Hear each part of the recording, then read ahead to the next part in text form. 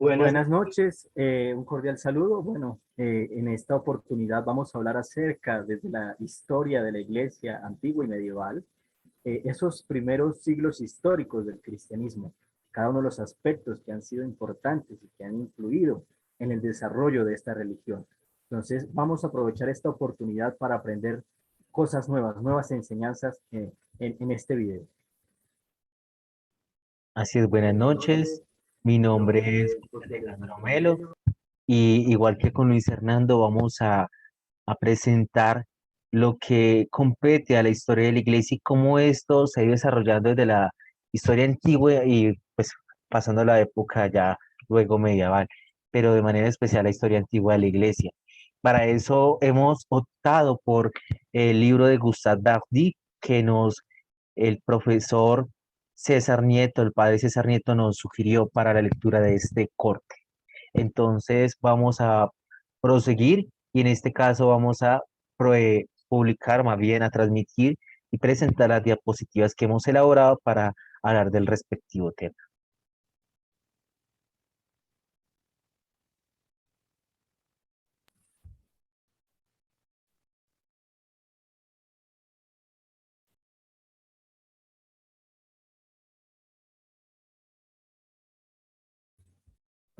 Bueno, claro que sí. Entonces vamos a dar inicio a este desarrollo de este video, de esta sesión.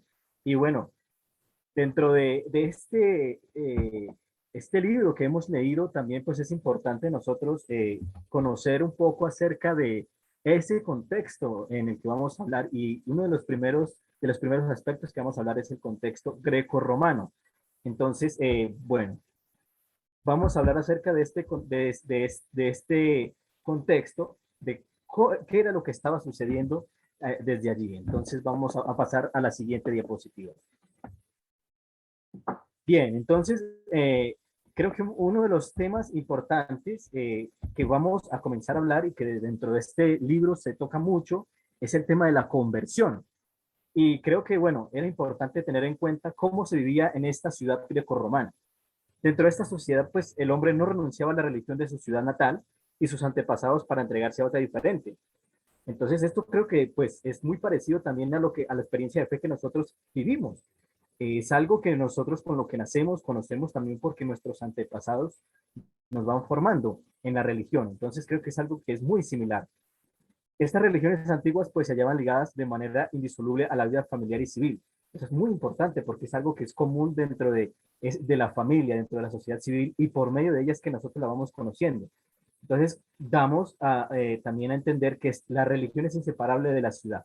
Entonces, dentro de la ciudad está la religión y la religión es muy importante dentro de la vida del hombre. Es un aspecto que también en la sociedad es muy fuerte. Lo mismo el culto y la política que se llaman unidos en los siglos quinto y cuarto. Entonces, esto es algo que, pues, desde este contexto grecorromano ya se comienza a evidenciar y cómo a lo largo de la historia hemos venido también mirando y asimilando estos aspectos que son importantes dentro de el paganismo también grecorromano, podríamos decir, y que también dentro del cristianismo hay cosas semejantes que podemos encontrar. Así es, y es que, como lo dice Luis Hernando, dentro de lo que compete a las antiguas religiones, el hecho del culto a Dios se haya unido a un tema de política, a un tema, incluso del deporte. Ya sabemos muy bien que los griegos utilizan el deporte muchas veces como una manera de poderse relacionar con las deidades, en este caso las deidades del Olimpo. Y hablar de esta realidad de que están ligadas indisolublemente a la familia, a la parte civil, no era cuestionable, pues porque no es solamente el hecho de que solamente una persona estuviera en la fe de que profesan, sino era que toda su familia.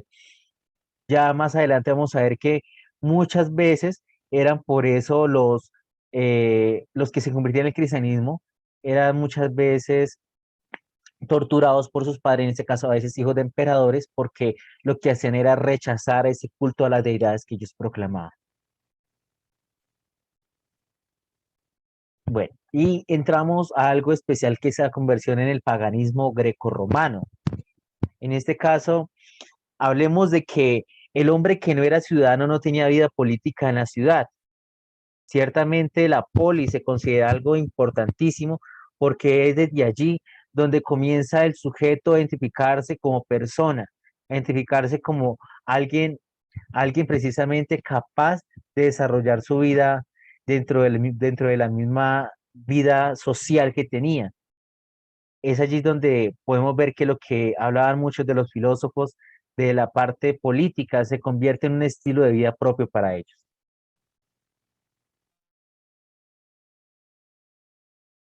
Claro que sí, y bueno, también podemos notar que pues dentro de este contexto en el que estamos hablando, recordando lo que es el greco-romano, vemos que también habían cultos extranjeros innumerables, entonces habían cultos a distintas divinidades, y creo que esto ha sido también a lo largo de la historia algo que ha sido muy común, el venerar a distintos dioses. Entonces, no era solamente la relación con un solo dios, sino que habían muchas divinidades y estos cultos extranjeros eran incontables. Entonces, podemos hablar también de una época imperial en el culto de Roma, en el de Augusto, en el que se sobrepuso también a las religiones tradicionales. Entonces vemos también pues ahí cómo influye el poder que también se tenía en este contexto imperio romano y entonces cómo es este poder utilizado para ganar esos intereses individuales que se tenían. Otra de las cosas pues esencial de la religión que pues también consistía en práctica con esa exactitud de las ceremonias impuestas por religiones paganas. Entonces es muy importante que cuando hablamos de religión, no solamente estamos hablando del cristianismo, sino que cuando hablamos de religión podemos ver históricamente que ha habido miles de religiones y podemos hablar de cualquier de religión. Entonces, no solamente cuando hablamos de religión nos referimos al cristianismo, sino en este momento nos estamos refiriendo a un pluralismo religioso. Totalmente de acuerdo. Y es que dentro del contexto de la lectura de Gustave Verdi y más de todo lo que compete a la historia de la iglesia, nos podemos dar cuenta que todas esas religiones paganas que cumplían con ceremonias impuestas, o sea, imponían ceremonias, no eran ceremonias como las que quizás hoy en día podemos conocer nosotros, el hecho de conocer ritos y demás que pueden proveernos a nosotros quizás una paz interior, por decirlo de esa manera, sino que para ellos una manera por lo menos de hacer sus ritos eran teniendo orgías sexuales, tenían diferentes prácticas, ofrenda a los dioses, incluso cuando iban al circo romano también era una forma también de poder ellos tratar. Bien, y creo que es algo importante también hablar acerca de otro tema importante dentro de la conversión. A veces cuando hablamos de conversión la podemos entender como algo en relación con la santidad, por decirlo así. Entonces, hay esa similitud entre conversión y santidad. Pero, ¿qué podríamos entender con religión y santidad? Entonces, hablamos en cuanto a una pureza ritual y una pureza moral. No estamos hablando en sí desde el espíritu, sino que son ya en cierta manera desde otros lineamientos, otras direcciones que se habla en cuanto a religión y santidad. No es necesariamente desde lo que se ve en el cristianismo. Entonces acá todavía no hemos entrado al cristianismo, sino seguimos en este contexto grecorromano de cómo asimilaban el tema de la conversión de la santidad desde la religión, desde cada una de las distintas religiones que se estaban viviendo. Así es, Luis Hernando. Y es que el tema de las religiones va muy sellado a la conversión. Y conversión no solamente entendido para la parte cristiana, sino que para ellos también existía de alguna u otra manera el tema de la conversión, porque era volverse a lo que ellos creían y demás proclamaban y profesaban como fe. Pero en este caso, hablar de la conversión en el paganismo grecorromano, no solamente vamos a quedarnos ahí, sino que nos debe situar ciertamente hacia la conversión al cristianismo, de la cual vamos a referirnos también, en torno a los primeros cristianos.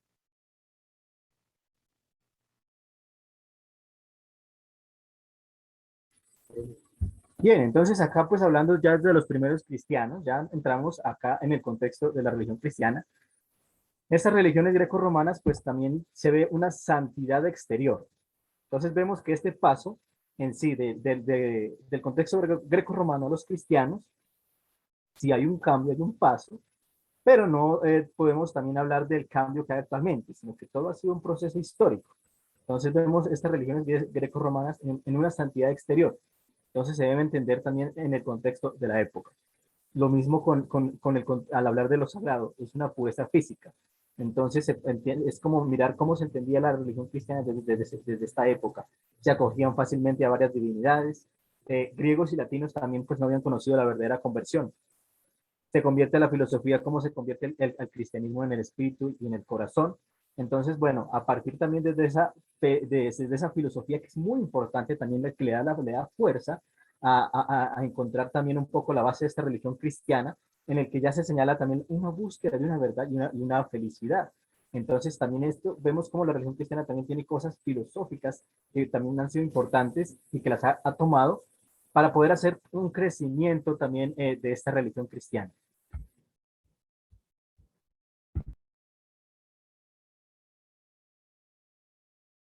Así es, y es que por lo menos señalamos aquí y colocamos como algo importante lo que es el estoicismo, que va a buscar la verdad y la felicidad. Es algo que quizá los cristianos también están buscando con mucha insistencia en torno a la santidad, en torno a la verdad, que consiste en eso, la santidad, pero también la felicidad. Entonces, hablar precisamente del estoicismo nos debe tener una referencia al cristianismo que también está buscando este tipo de vida. Vamos a pasar a la siguiente diapositiva. Y es en torno a, seguimos lo de la conversión filosófica. Bien, entonces ya aquí pues vamos a hablar acerca de un poco de la conversión filosófica. Entonces es muy importante ver cómo en esta conversión filosófica pues podemos encontrar que pues los griegos hablaban de una ciencia divina que dependía de una virtud especial y era la piedad. Es muy importante ver cómo también desde la filosofía, ver esta esencia que se tiene en cuanto a la piedad, en cuanto a la virtud, que pues es un poco importante dentro de la filosofía. Lo mismo los sacrificios, las religiones paganas, los griegos, los romanos. No excluía todo sentimiento ni toda emoción, esto equivalía pues a derribar puertas también que se hallaban abiertas a, a derribar puertas que quedaban abiertas. Lo mismo los misterios, como tampoco los sacrificios o los demás actos de los cultos paganos que no estaban destinados a renovar ya los espíritus y los corazones. Entonces, desde acá lo que podemos hablar es en cuanto a relación desde esta primera época cristiana, es que los cristianos de sus primeros siglos realmente no eran convertidos como se podría entender hoy actualmente. Así es.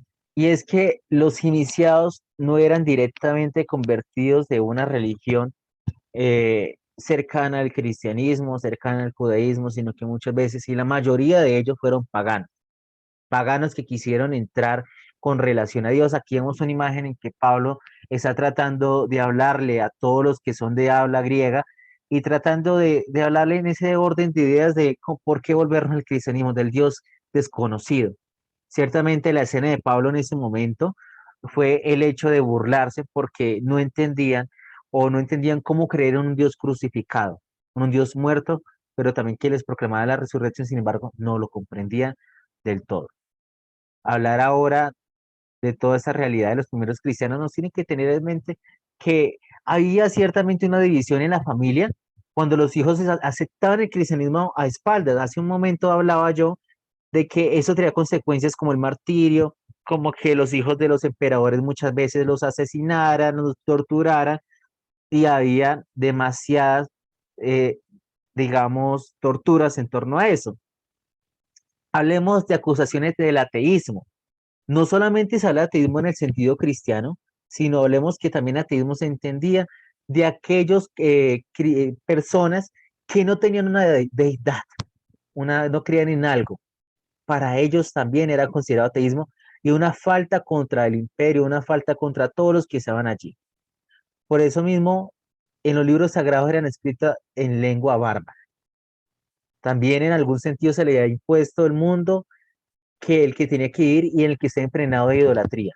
La idolatría recuerda cartaginés e insinuada por doquier.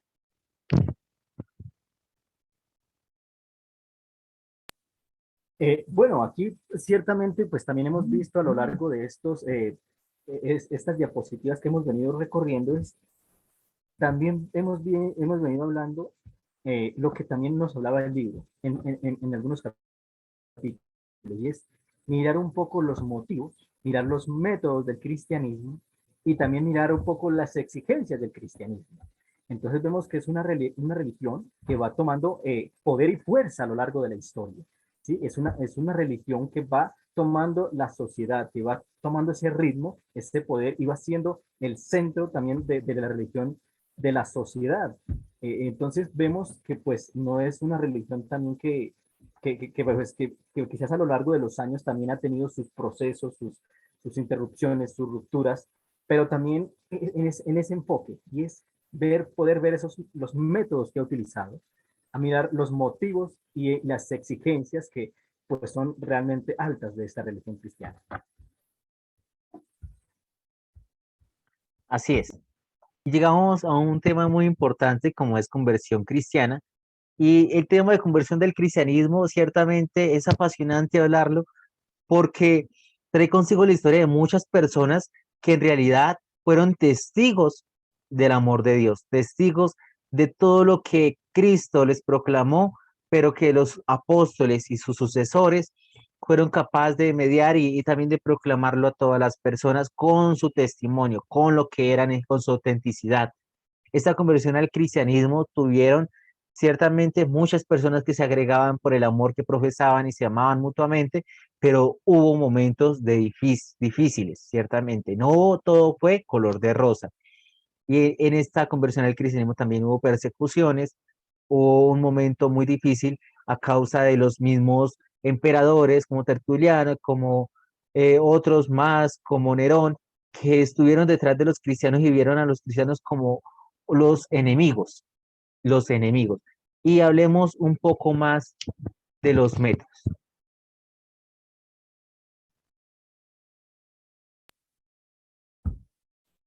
Bueno, claro que sí, pues vamos a hablar un poco acerca de la conversión cristiana y sus exigencias.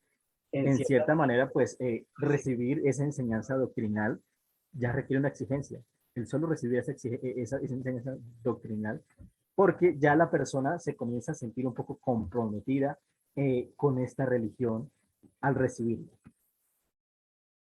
Y de ahí, a partir de que es que los cristianos mismos comienzan a expandir la doctrina de la iglesia, porque al recibir esa enseñanza se les pide volver a enseñar. Entonces, de esta manera se va expandiendo. Entonces, es una exigencia, pero a la vez es un método. Es un método de la religión cristiana, que es la doctrina, el llevar las enseñanzas. Ese es uno de los métodos que la religión tiene para expandirse. Entonces, es interesante ver cómo la religión cristiana tiene estas exigencias de llevar el anuncio de esta religión, del evangelio, el anuncio de Cristo por el mundo, pero ver ese método que se utiliza que es el anuncio. El lenguaje de la fe, eso también es importantísimo dentro de esta religión cristiana, dentro de la doctrina, la fe y los libros sagrados, porque dentro de estos escritos que se tienen, pues es también como los argumentos, la base que se tiene para hablar de lo que se enseña en esta doctrina. Y pues básicamente lo que podía proponer el cristianismo frente pues a estas variadas ceremonias de los cultos paganos. Entonces creo que pues era como mostrar que la religión cristiana era una religión mucho más diferente que los distintos cultos paganos. Así es.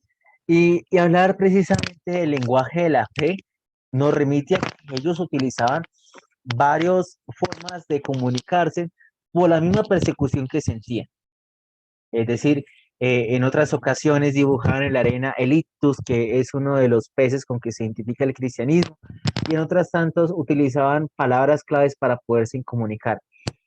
Y proponer frente a los cultos paganos era proponer algo novedoso y algo precisamente provechoso, era precisamente la doctrina del amor, la cual había enseñado Jesucristo, la cual Jesucristo también había comunicado a sus discípulos. Pero hay algo que viene que también es cuestionante, es el tema de la apostasía. El tema de la apostasía, que ciertamente que después de que algunos creían, regresaban después de eso a lo que conocíamos como los cultos paganos. Bien, entonces en cuanto, pues, así como vemos también algunas de las cosas importantes dentro de la religión cristiana que han sido importantes de riqueza para la vida de la religión, para la vida del ser humano, creo que pues como lo hablaba también Alejandro anteriormente, no todo ha sido poderoso y también ha habido cosas que pues han afectado a la iglesia y a las personas a lo largo de la historia. Y dentro de esta misma religión encontramos entonces la apostasía, que es lo contrario a la conversión. Entonces, dentro de este lenguaje cristiano, pues se recoge también eh, esa parte de la apostasía ante los cristianos. ¿Y qué es la apostasía? Pues bueno, vemos también que dentro de la apostasía, pues hay personas que eran apóstatas, que eran quienes debían, pues después de haberse adherido a la enseñanza del Salvador y recibido el bautismo, abandona la iglesia y traicionaba esas promesas.